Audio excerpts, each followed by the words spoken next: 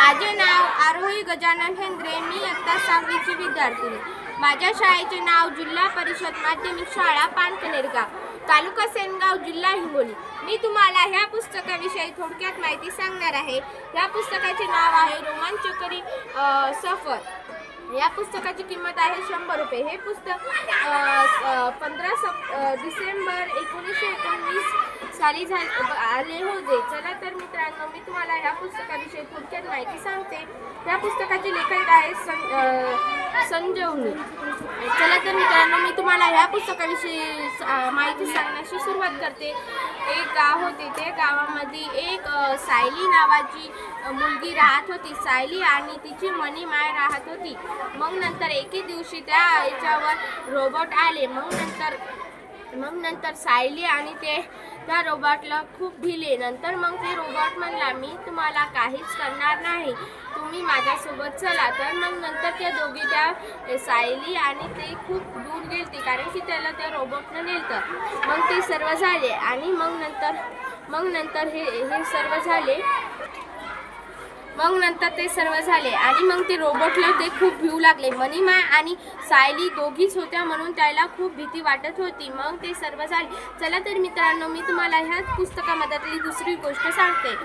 एक गाव होते, त्या गावामध्ये एक मुलगा राहत होता। एके दिवशी ते फिरायला गेला। मग नंतर त्याला त्याच्या मित्रांना त्या डोंगरावरून धक्का गेला आणि मग नंतर ते सर्व झाले आणि मग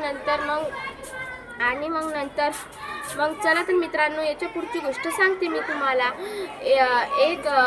दोघं बहीण भाऊ राहत होते। ते दोघं खूप छान होते। ते दोघांचा स्वभाव खूप छान होता। एके दिवशी उन्हाळ्याच्या सुट्ट्यामध्ये ते दोघं फिरायला जाऊ लागले। मग नंतर ते सर्व झाले। मग नंतर ते दोघं बहीण भाऊ खूप छान होते। मग नंतर ते त्या बोटमध्ये राहत होते। मग ते बोटमधून त्याच्या मागं एक फिश लागली। ते दोघं खूप घाबरले। ती फिश खूप मोठी होती, म्हणून त्याला खूप भीती वाटू लागली। मग त्याने खूप प्रयत्न केला, पण ती फिश खूप हे होऊ लागली। मग ती खाली वरी करत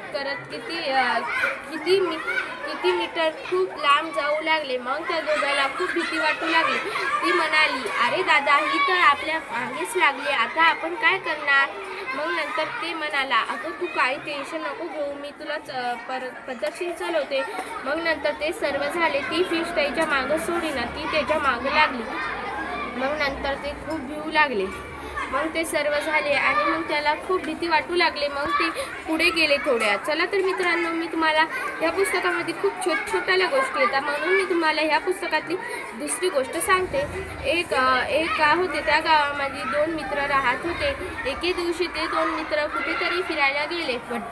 ते दोघं हरपले। मग नंतर ते भटकत एका जंगलामध्ये गेले। त्या जंगलामध्ये एक गुफा होती। त्या गुफामध्ये घुसले आणि मग तिथे एक मोठा राक्षस होता। त्याने ते बघितले, त्यांना त्याच्याकडे ध्यान दिले नाही। त्याला असे वाटले, इथे कोणचा पडदा असेल, म्हणून त्याने त्याच्याकडे ध्यान दिले नाही। मग ते सर्व झाले आणि मग ते म्हणाले, अरे मी ही पडदा तर खूप मोठा आहे, ही पडदा इथं कोणी लावला असेल? त्याने वरी बघितले तर तिथे खूप मोठा एक राक्षस होता। ते दोघं खूप भिले। मग नंतर ते सर्व झाले आणि मग त्याने ते बघितले तर त्या राक्षसाने त्याला हातात घेतले होते, म्हणून त्या दोघांना खूप भिऊ लागले। ते दोघं त्या राक्षसासमोर खूप छोटाले झाले। या गोष्टीमध्ये तुम्हाला असं कळाले असेल, खूप छान गोष्टी येतात। चला तर मी तुम्हाला शॉर्टमध्ये सांगण्याचा प्रयत्न करत आहे। चला मी तुम्हाला दुसरी गोष्ट सांगते। एक मुलगा उन्हाळ्याच्या सुट्ट्यामध्ये फिरायला गेलता आणि मग त्याला तिथे एक चटई दिसली। मग त्याला खूप खाली पोहू लागले, म्हणून ते वरी त्या चटईवर बसला होता। मग नंतर ते सर्व झाले। ती चटई आपण मध्यावरी उडायला लागली। त्या मुलाला खूप आनंद होऊ लागला, कारण की त्याने पहिल्यांदा ती उडताना बघितली होती। त्याने असं कवितेमध्ये बघितले होते, पण त्याच्यासोबत ते रिअली झाले, म्हणून ते खूप आनंदात होते।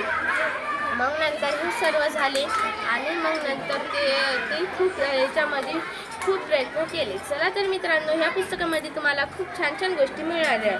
धन्यवाद.